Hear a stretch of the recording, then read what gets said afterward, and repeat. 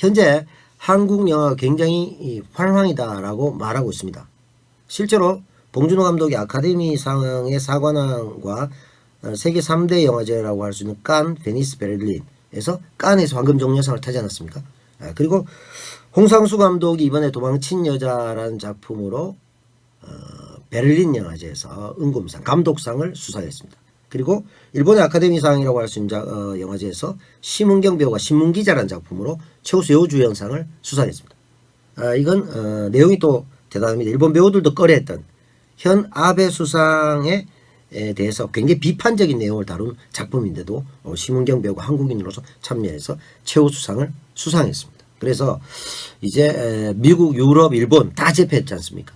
그런 면에서 영화적 성취는 대한민국 영화가 굉장히 큰 성취를 지금 냈다, 이렇게 볼 수가 있습니다. 그러나 그 이면에 외화 내빈이라는 얘기를 많이 하고 있는데요. 실제로 그렇게 화려함에 의해서 실제 내부 시장은 탄탄한가 라는 부분을 고민하고 있는 게 사실입니다. 그런 면에서 우리가 이 얘기를 제가 말씀을 드리고 있는 것이죠. 자, 미디어 얘기인데 영화가 어떤 측면이 있는가 한번 생각해 본다면 텍스트에서 말이죠. 우리가 하이퍼텍스트 트랜스퍼 프로토콜 HTTP죠. 예. 텍스트, 하이퍼텍스트 좀 더 많은 그림, 영상 등등 해서 변환시켜서 보여준다. 이게 인터넷 아니겠습니까? 예. 여기서 더 발전해서 우리가 넷플릭스도 보고 많은 걸 보지 않습니까?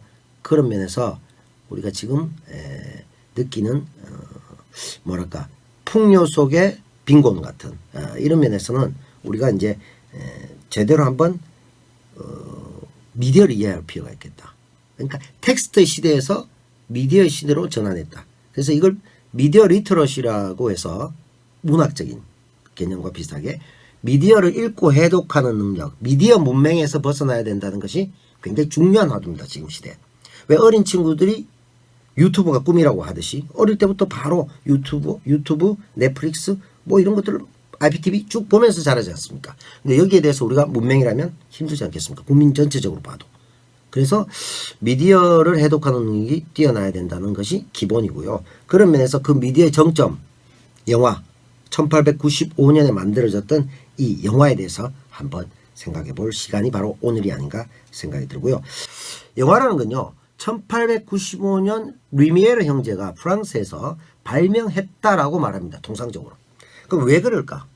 1895년도에 영화를 발명한 사람은 프랑스의 루미에르 형제라고 합니다만 비슷한 시기에 에디슨이라는 세계적 발명가나 이런 분들도 다 만들었습니다. 세탁기나 컴퓨터를 누가 만들었을까요? 딱 정하기 어렵죠. 휴대폰 누가 만들었을까요? 스티브 잡스요? 아니죠.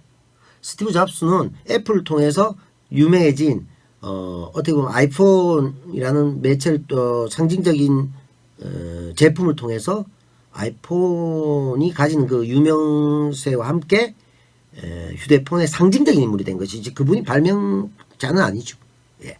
그런데 비슷하게 발명했는데 왜 루미에르 형제를 영화의 발명자라고 말하냐고 하면 영화는 과학적 발명품입니다. 과학의 원리예요. 원리에다가 이것을 원용해서 만들어진 발명품입니다. 근데 에디슨이나 이런 분들은 자기가 전구부터 만들었던 그 많은 제품들 발명품 중에 하나로 봤습니다. 그래서 이게 돈이 어느 정도 될까, 산업적으로 어느 정도 쓰일까 정도만 판단했고요. 루미에르 형제는 기차 도착이라는 작품을 통해서 지금으로 보면 CCTV보다 못한 영상이지만 이걸 가지고 사람들을 프랑스 파리의 카페에 모았습니다. 모아서 이 사람들에게 보여줬습니다. 그래서 많은 사람들이 기차가 자기한테 다가온다고 생각해서 놀라서 도망가 버렸습니다. 그래서 최초로 영화가 된 건데 여기에서 결정적인 원리, 프로젝션의 예술이라는 표현이 있습니다. 보여질 때 영화다는 거죠. 만드는 건 감독의 예술이라고 흔히 말합니다만 감독이 만들었지만 관객에게 보여질 때 영화다라는 표현이 있거든요. 그러면서 프로젝션의 예술을 가장 먼저 구현한 사람이 루미에르 형제이기 때문에 비슷한 시기에 만들었지만 루미에르 형제를 우리가 영화의 발명자라고 얘기하는 것입니다.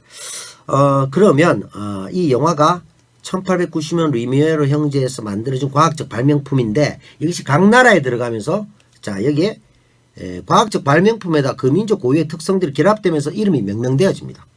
자 여러분께 여쭤보겠습니다. 영화는 뭘까요? 영화가 영화지 라고 대부분 답하실 겁니다. 영화는 영화죠. 맞습니다. 그러나 검색에서만 보신다면 비출형 그림화 한자입니다. 이게 비춰진 그림인데 말이죠. 무슨 전기적 장치를 통해서 비춰졌다라고 본 겁니다. 일제에서 들어왔죠. 고정관계 때. 그래서 사실은 우리는 일본에게 받은 겁니다. 그래서 영화라고 부르는데요. 일본은 그래서 영화라고 부르고 우린 그대로 가져와서 영화라고 부르고요. 중국은 말이죠. 전영이라고 합니다. 전기전자에 그림자 영자를 씁니다. 그림자 극이라고 해서 영희극이라는 게 있습니다.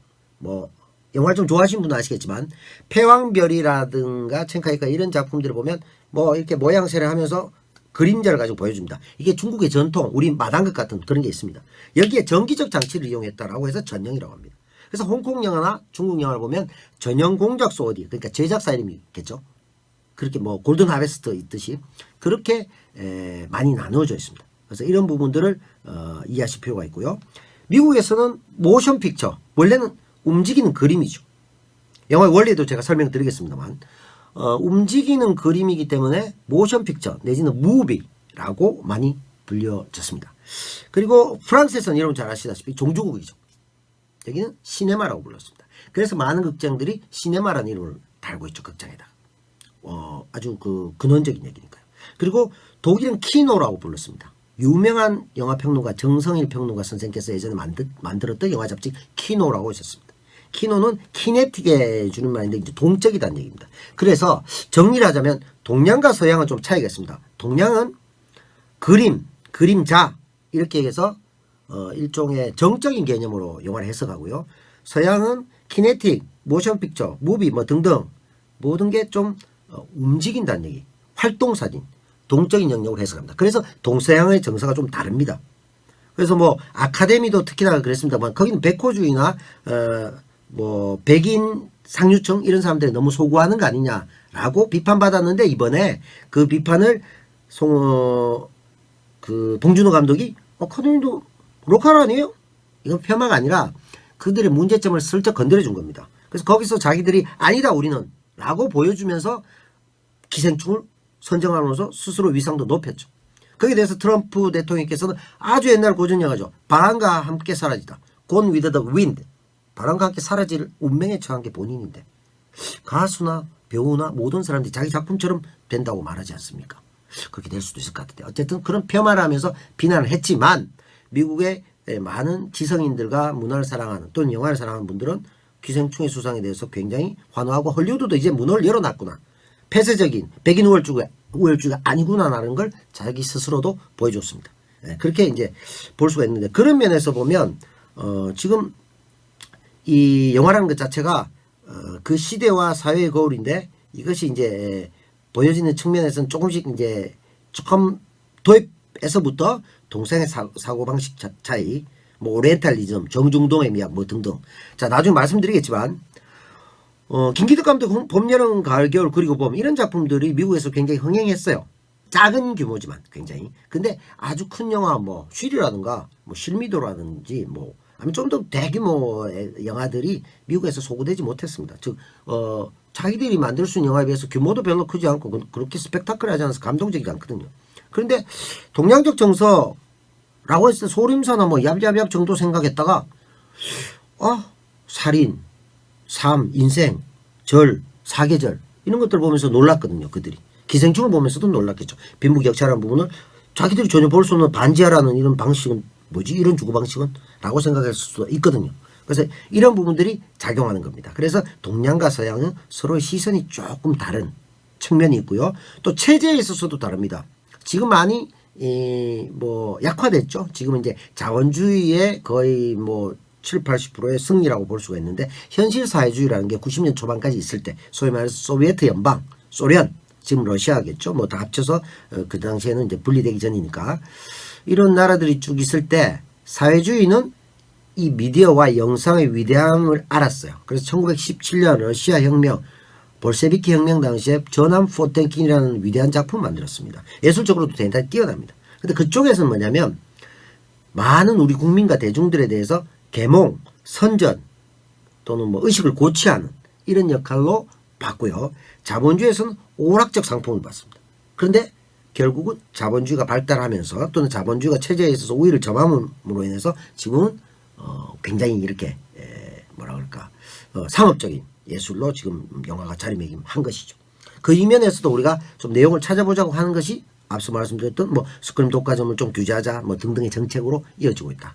예술적 특성이 분명히 있기 때문에 영화는 예술과 산업에 서로 딱 맞물려 있기 때문에 그렇게 볼 수가 있고요. 그래서 자본주의는 오락의 도구라는 측면 또는 현실 스트레스 해소라는 측면이 강하다면 사회주의는 이것을 통해서 의식을 고취하는 그러니까 책으로만 공부하는 것이 아닌 실제로 미디어를 통해서 많은 사람들이 깨우치고 각성할 수 있다. 뭐 한편으로는 우리가 얘기하는 한 편의 영화가 세상을 바꿀 수는 없지만 당신의 인생을 바꿀 수도 있다라는 표현들이 여기에서 같이 쓰여질 수가 있겠습니다. 자, 제가 그래서 일단 영화의 용어에 대해서 좀 말씀드렸고요. 원리는요 간단합니다. 1초에 24장의 사진이라고 할 수 있죠. 이 제 책 당신이 보고 싶은 영화는 없다. 이게 책이라면 이 책을 여러분들 지금 스틸러 보고 계시죠?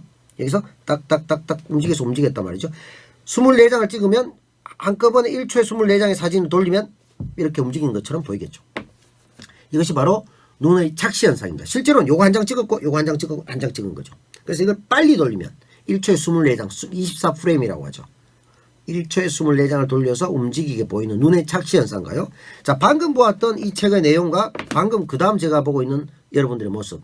그런데 제 뇌에는 아까 그 책이 뭐였지?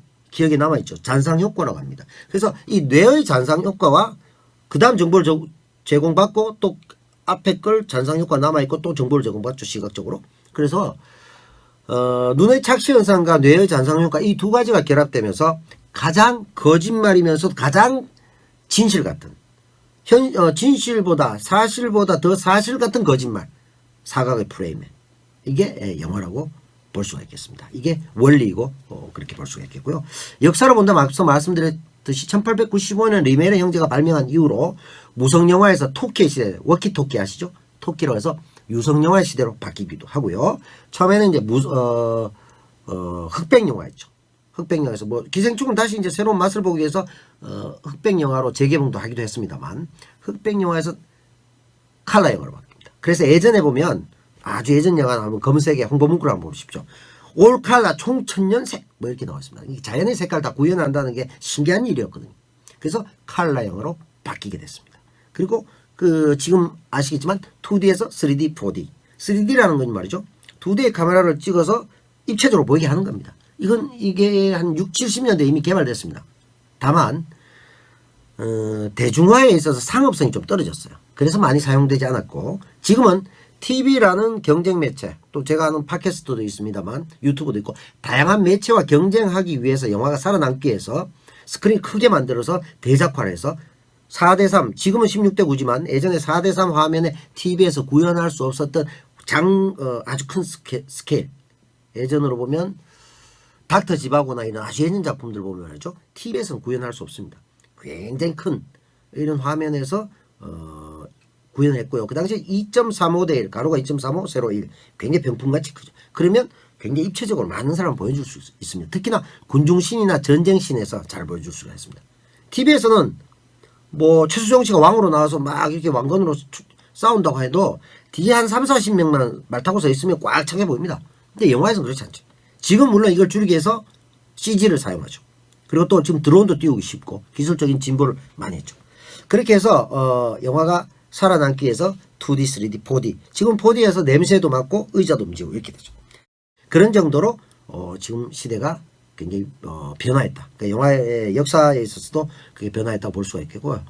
또 한 가지는 지금은 여러분들 보시는 건 다 디지털입니다. 제가 지금 디지털로 촬영하고 있지만 예전에는 필름이었습니다. 그래서 필름 시대의 사랑 뭐 이런 영화들도 장윤호 감독의 작품, 박해일 씨 주연의 작품도 있습니다만 필름이라는 건 말이죠. 수동 카메라 아시죠? 뭐 고닥이나 뭐 죽이 쓰지 않습니까? 예전에 한 장짜리를 계속 찍는 거죠. 사진을 찍어서 이걸 만약에 24장을 찍어서 빨리 돌린단 말이죠. 영상기에 넣어서 탁 돌리면 눈의 착시 현상에 의해서 보여진다 이거죠. 그래서 이게 현상도 하고 다 해야 됐어요. 근데 현상 쏘고 뭐고 지금 다 없어졌습니다. 지금의 모든 영화는 필름으로 만들어진 영화가 없다라고 해도 과언이 아닙니다. 그럼 지금은 뭐냐? 다 디지털로 만들어지는 거죠. 그래서 폰으로 찍든 뭐 어떤 카메라로 찍든 뭐 레드라는 카메라도 있고 많습니다. 영화 그 엔디 크레딧에 보면 레드 빨간 불이 보입니다. 그거 보면 빨간색으로 돼 있죠. 눈동자. 그런 것들이 이제 다 디지털입니다. 그래서 찍기가 굉장히 쉬워졌죠. 예전에 NG가 한번 나면 말이죠. 이 필름 다 버려야 됩니다. 굉장히 힘들었죠. 근데 디지털은 다 찍어도 됩니다. 그래서 예전에는 촬영장에서 저도 배우 생활을 합니다만 배우가 감독님 한 번만 더 가시죠. 이런 얘기 쉽게 할 수가 없었어요. NG 나면 굉장히 미안했습니다. 근데 요즘은 죄송합니다. 한 번 하고 한 번 더 찍죠. 라고 해도 그 스텝이나 감독이 힘들어하는 사람은 없습니다. 특별히 돈이 들지 않거든요. 그리고 편집도 훨씬 쉬워졌고 그리고 실제로 찍으면서 탭 하나 정도 들고 와서 찍고 그걸 배우한테 그대로 보여줍니다. 이렇게 나왔군요. 그래 요거 좀 바꿔주죠. 예 연기돼. 오케이 다시 가시죠. 끝입니다. 감독님도 콘티고 뭐고 다 탭 하나 들고 드라마든 영화든 요즘 그렇게 찍고 있겠고요. 그게 아마 이제 제가 지금 말씀드렸던 영화의 원리와 역사 정도가 되지 않을까 생각이 들고요. 그럼 영화에는 뭐가 있느냐? 용어나 원리나 역사에 대해서는 말씀을 드렸는데 뭐가 있을까라고 했을 때 오늘 이 시간에는 일단 이 부분을 먼저 얘기해 보도록 하죠. 단편영화, 장편영화, 중편영화 길이에 따른 분류겠죠. 또 제작 방식에 따른 분류는 뭐 독립영화, 상업영화 뭐 이렇게 표현할 수도 있겠습니다. 그리고 또 내용적으로 보면 또 뭐 예술영화 이런 개념도 있고요. 다양성영화 이런 개념도 있고 여러 가지가 있을 수가 있습니다. 그래서 그런 면에서 오늘은 먼저 길이에 따른 분류 단편영화, 중편영화, 장편영화 얘기를 한번 해보죠. 단편영화는 뭔가 하면 말이죠. 짧단 말이죠. 실제로. 그러면 이 기준이 뭐냐. 통상적으로 단편영화는 배급이 잘 되지 않기 때문에 영화제에서만 주로 보여지는 형태의 작품이라고 볼 수가 있겠습니다. 그래서 한 15분 뭐 30분 20분 쭉 있는데 나라마다 또 기준이 다릅니다. 민족의 정서가 다르기 때문에 우리나라 사람들은 아시다시피 한국이 세계적인 영화 강국이 된 이유가 산업적으로도 굉장히 파워가 셉니다만 결과적으로는 같은 맥락에서 설명을 드리면 프랑스는 종주국으로서 엄청난 행정적 지원과 뭐 국책 영화를 만들든가 해서 헐리우드 같은 역사도 짧고 자기들이 봤을 때는 문화적으로 자기보다 한 단계 낮다고 생각했기 때문에 자긍심이 컸는데 세계 시장을 헐리우드가 85에서 90% 이상 장악하니까 굉장히 힘든 것이죠. 그래서 국가적으로 엄청나게 밀어줬습니다. 근데 우리는 스크린 쿼터제라는 행정적 규제 하나밖에 없습니다. 이건 뭔가 하면 자국영화 의무 상영 일수라고 했어요. 스크린에 쿼터를 둔다는 겁니다. 1년 365일 중에 예전에 2002년 참여정부 전에는 146일이었는데요. 헐리우드에서 전세계 시장이 1, 2%도 안 되지만 자국영화의 상영 비율이 시장 점유율이 절반 가까운 나라가 한국이었기 때문에 굉장히 자존심이 상했습니다. 유럽이든 뭐든 전 세계를 다 제패했는데 헐리우드가. 그리고 헐리우드가 이 제패하면서 패스트푸드와 헐리우드 영화가 전 세계를 제패했지만 미국은 팽창주의로 세계 국가로서 계속 나가면서 베트남 전쟁이라든지 뭐 이라크라든지 뭐 다양한 형태에서 전쟁을 통해서 엄청난 돈과 그리고 많은 사람들이 희생되고 노력을 했지만 별로 장악하지 못했어요. 근데 헐리우드 영화나 패스트푸드 같은 게 전 세계를 완전히 장악했습니다. 그래서 이 중요성을 알게 된 겁니다. 거기에 대해서 비판적으로 우리가 얘기하는 게 이제 문화제국주의다 이런 얘기도 많이 하고 있는데 그 과정에서 어쨌든 프랑스라든가 한국이라든가 인도 정도는 자국영화 점유율이 꽤나 높아요. 그래서 이것에 대한 얘기인데 프랑스는 정책적으로 한국은 정책적으로 했다기보다는 스크린 쿼터 하나밖에 없었습니다. 근데 그때 미국의 통상 압박이 심해서 쌀과 영화라고 해서 농산물 수입을 했을 때 우리 농민들이 굉장히 어려워지고 농업이 초토화된다. 그래서 굉장히 많이 싸웠습니다. 그리고 영화인들은 최민식 씨를 필두해서 많은 분들이 검색해 보시면 아시겠지만 스크린 쿼터 축소 폐지에 대해서 굉장히 많이 싸웠습니다. 문화 주권을 지키자 라고 싸웠습니다. 그때 핵심은 이겁니다. 현대자동차와 삼성전자의 반도체를 미국에 수출하는 것이 월등하게 돈이 많이 남기 때문에 정부 입장에서도 대기업을 옹호했던 겁니다. 실제로 영화 시장은 지금도 2, 3조밖에 되지 않습니다.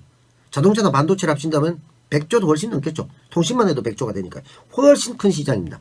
그래서 미국에서 관세 장벽 없이 그걸 다 받아주면 이쪽에 헐리우드 영화를 좀 개방해주면 이렇게 딜을 국가적으로 한 거죠. 국가적인 경제적 부로 보면 맞습니다만 전 세계 많은 나라들이 초토화된 걸 알면서 우리가 영화인들이나 이런 사람들은 문화 주권을 포기할 수 없다 해서 끝까지 왔죠. 그래서 타협안이 73일로 줄었습니다. 그러니까 하루 풀타임으로 73일만은 한국 영화를 상영해야 됩니다. 어떤 극장이든. 행정규제입니다. 이걸 못했을 때 10일 정도를 만약에 못 채우면 곱하기 20일 정도를 그 다음에 행정규제로 영업을 중단해야 됩니다. 그러면 멀티플렉스의 많은 극장들이 만약에 20일 정도 상영을 안 한다면 손실이 엄청나겠죠. 그렇기 때문에 지금 지키고 온 것인데, 그 와중에 제가 말씀드렸듯이 단편영화 얘기하면서 얘기 나왔는데요. 우리나라 사람들은 스토리텔링 굉장히 뛰어납니다. 기승전결 좋아합니다. 그래서 단편영화도 꽤나 깁니다. 그래서 한국은 40분 정도까지 단편영화를 보기도 하고요. 해외는 보통 한 15분 정도. 칸 영화제에도 단편영화가 있습니다. 소풍이라는 작품으로 제일 먼저 단편영화에서 상을 탔었어요. 지금 물론 봉준호 감독까지 왔지만. 그래서 15분 유럽에는 한 30분이면 중편 이런 식입니다. 우리는 한 40분 정도까지 단편, 60분 정도가 중편, 60분 이상은 장편. 근데 우리가 이제 보는 대부분의 영화는 장편 상업 영화죠. 극장에서 보는 거.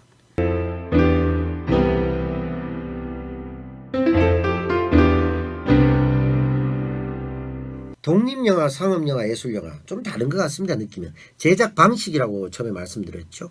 상업적 제작 방식을 택하는 걸 상업영화라고 합니다. 우리가 볼 수 있는 모든 극장에서 보여지는 영화들을 상업영화라고 하죠. 지금 일반적인 멀티플렉스. 자, 핵심은 뭘까요? 기생충은 상업영화인가 아닌가요? 상업영화 맞죠. 상업영화 무엇인가 하면 영화 제작의 주요 목적을 이윤 창출해 두는 겁니다. 이윤을 벌기 위해서 투자하고 만드는 것을 상업영화라고 합니다. 여기에 예술성 여부를 별개로 하고요. 그래서 상업영화라고요. 독립영화는 무엇인가 하면 이런 무엇인가를 제작에 대해서 영향을 끼칠 수 있는 것으로부터 독립하겠다. 그러니까 용어 자체는 아이러니합니다. A라는 무엇이 있어야 여기서 독립하죠. 가만히 있는데 독립하는 게 아니지 않습니까?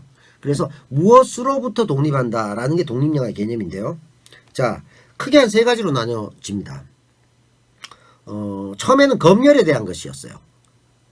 문화적 암흑기라고 할 수 있는 1970년대, 여러분들이 태어나기 훨씬 전이죠. 박정희 정권 이런 시대에는 굉장히 반공이나 이런 것들을 위주로 해서 철저하게 문화를 좀 제한시켰습니다. 정권에 부담되는 건 모든 걸 다 없앴죠. 그래서 심지어 최무룡 씨라고 많이 예전에 봤던 최민수 씨도 지금 이제 60이 다 돼갑니다만, 최민수 씨의 아버지 최무룡 씨나 이런 분들이 간첩으로 나온 영화도 있었습니다. 그때 너무 잘생겼지 않습니까? 이렇게 잘생긴 사람이 간첩일 수가 없다 해서 제작자들하고 다 잡혀가고 영화 못 들고 난리가 났습니다. 지금 어떻습니까? 간첩이 간첩처럼 생기면 안 보죠. 최소 나이가 들어도 장동건은 돼야 되고, 아니면 누굴까요? 강동원 정도? 아니면 김수현? 은밀하게 위대하게? 등등. 잘생겨야만 오래 봅니다. 근데 국정원이나 정보기관 인물들은 예를 들어 송강호 씨나 이런 평범하게 생긴 사람, 그렇게 잘생긴 사람 아닌 이런 배우를 오히려 좋아합니다. 이게 시대의 딜레마죠. 그리고 지금 남산의 부장들 이런 영화도 나왔고, 예전에 내부자들도 나왔고, 많은 작품 나왔습니다. 택시 운전사도 나왔고, 변호인도 나왔죠. 정치적인 내용들에 대해서 정권이 불편해하는 요소들을 제거하지 않는, 예전에는 여기로부터 자유롭고 검열로부터 자유롭기 위해서 막 투쟁하면서 싸웠던 영화들이 독립영화입니다. 여러분들이 아실지 모르겠지만 올해 40년이 됩니다.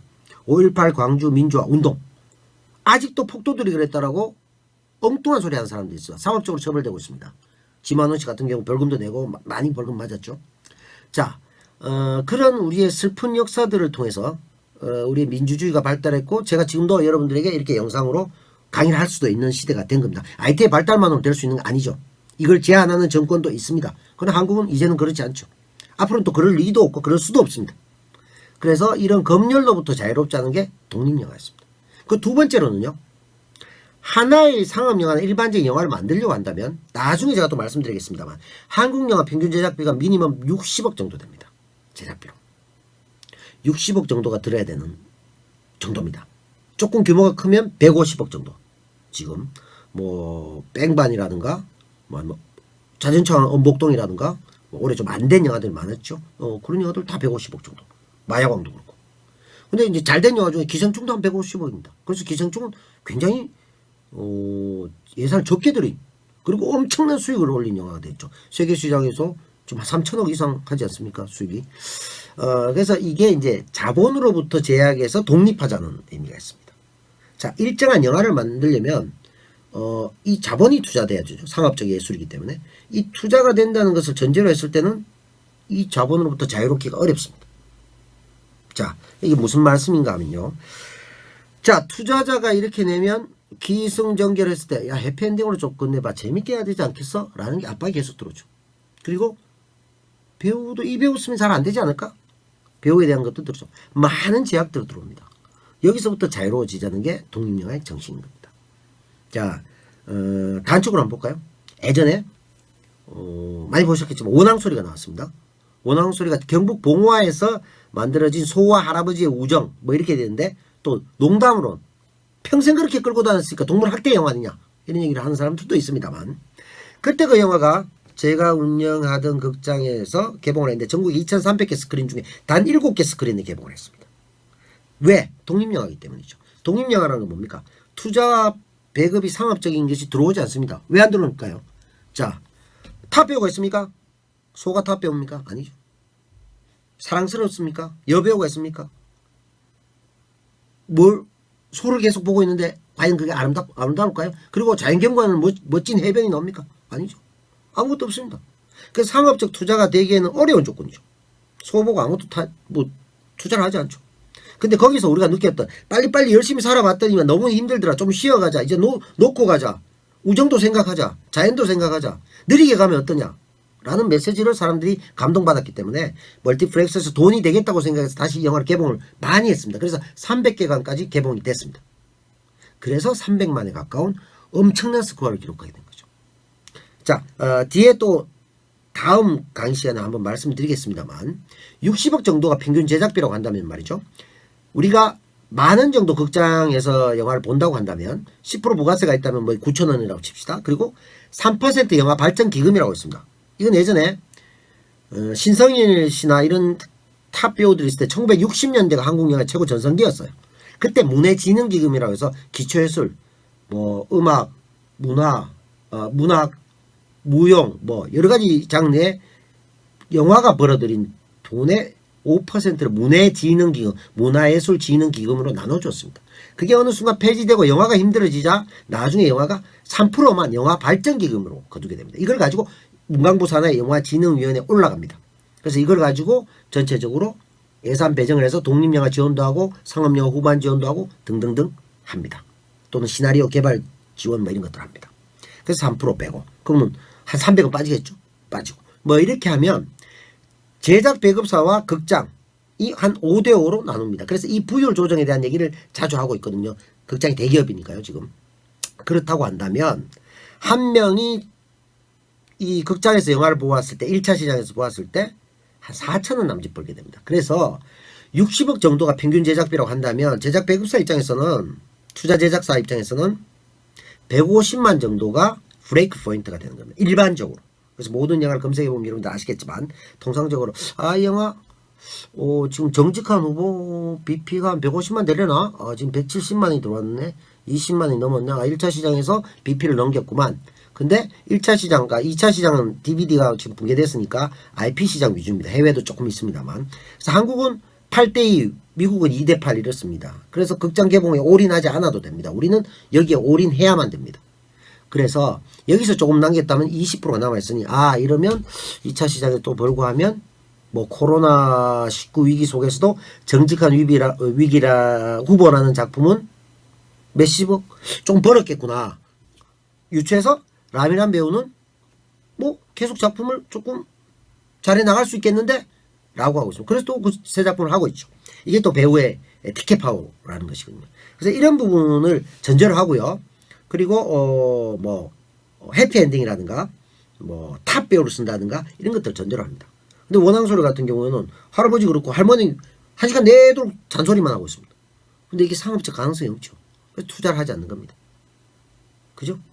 뭐 만약에 상업영화로 된다면 경북 봉화에 있는데 소가 뱅뱅뱅 CG로 해가지고 2바퀴 돌고 뭐 우주로 가고 그 다시 뭐 돌아와서 뭐 아니면 최소 옥자처럼 해서 말이죠. 뭐 환경 파괴라든가 유전자 변형에 대해서 공격하고 이런 거대 자본과 싸우고 이런 거 해야 되겠죠. 그게 아니기 때문에 원앙소리입니다. 근데 원앙소리 같은 경우는 그런 면에서 굉장히 상업 영화로는 말이 안 되죠. 그러니까 투자가 안 됐던 겁니다.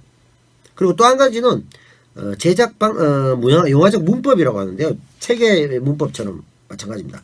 이러저러하게 돼서 행복하게 됐대라는 일반적인 문법에서 좀 벗어나는 독특한 얘기를 하는, 또는 오픈 엔딩이라고 그러죠. 이것만으로 말할 수 없습니다만, 우린 클로즈드 엔딩이라 해서 기성적 그러저러하게 행복하게 살았대, 죽었대, 결론 내준 겁니다. 오픈 엔딩, 이러저러 행복하게 살았는데 관객이 한번 느껴보세요.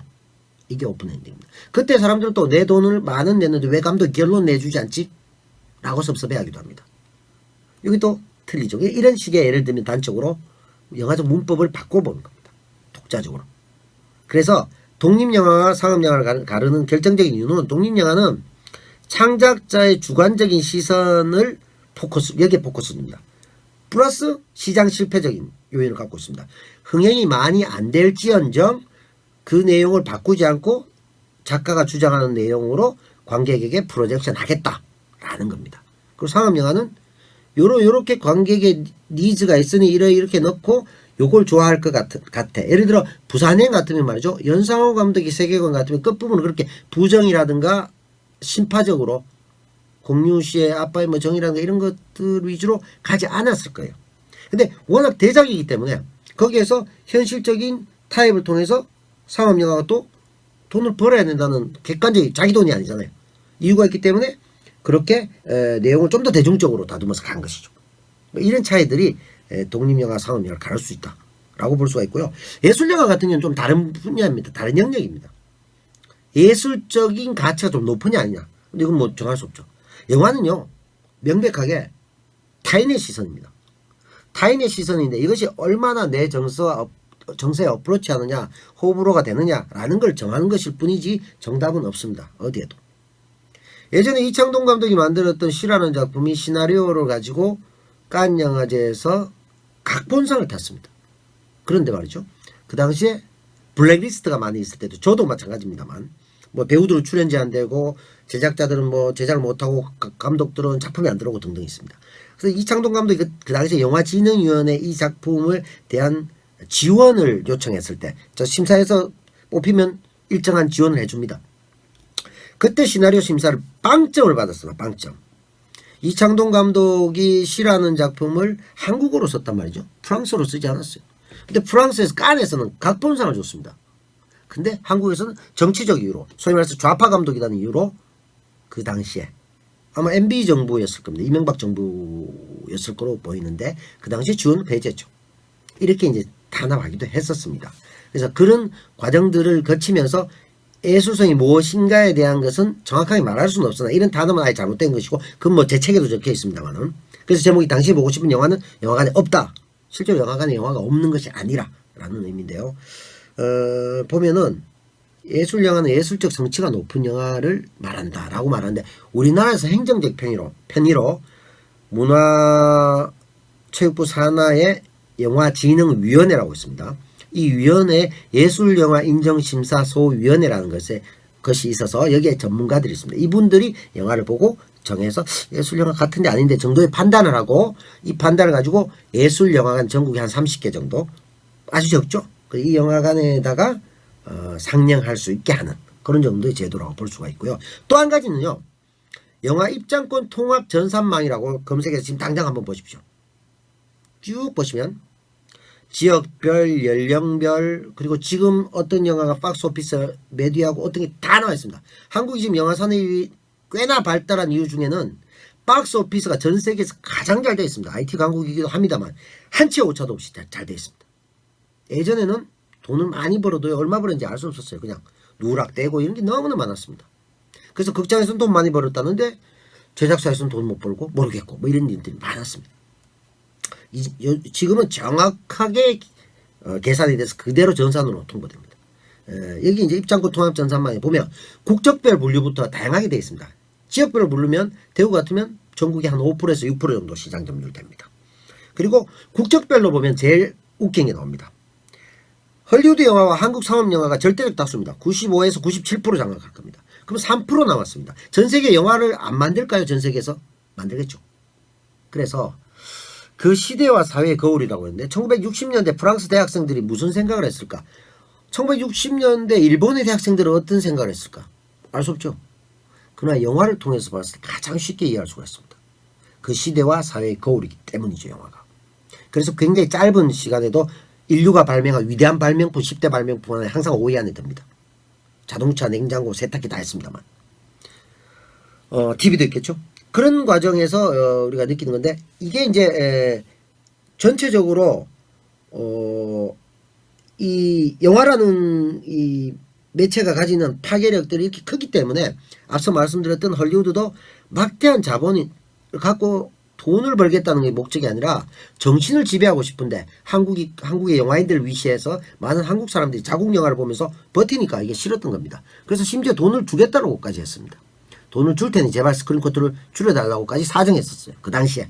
결과적으로 어느 정도 헐리우드의 뜻이 반영돼서 반으로 줄었죠. 73일로. 지금 73일로 하는데도 전 세계에서 한국 영화가 자국 영화 점유율이 높다는 건 사실 대단한 건 분명한 사실입니다. 그건 아까 제가 민족 고유의 특성이 있습니다. 우리가 기성전결하는 스토리텔러적인 기능도 있고요. 또 한 가지는 좀 배타적 민족주의도 있습니다. 단일 민족이나 설상이 있기 때문에 이걸 가지고 우리가 남의 문화를 잘 안 받아들이는 거죠. 그게 역으로 또 아시아권에서 우리가 우리 문화만 자꾸 보여주고 그쪽 문화를 받아들이지 않으니까 좀 혐한 이유가 생기기도 합니다. 이건 우리가 좀 반성해야 될 부분도 있다고 저는 보여지는데요. 그래서 예술 영화는 그 나머지 3% 가지고 아시아 영화, 일본 영화, 유럽 영화 다 포함됩니다. 그래서 영국이나 프랑스, 독일에서 박스오피스 1위 하는 영화도 한국에 오면요 시장 점유율이 1%가 안 되겠죠. 그래서 행정 편의적으로 1%가 안 되는 나라에서 만든 영화, 그래서 수입했겠죠. 그 영화를 예술 영화로 분류합니다. 그래서 이제 대부분의 유럽, 아시아 영화들이 예술 영화라고 볼 수 있겠죠. 이렇게 이제 분류가 좀 행정 편의적인. 그리고 이런 영화를 독립 영화나 예술 영화를 전반적으로 다 합쳐서 다양성 영화라는 표현도 쓰고 있습니다.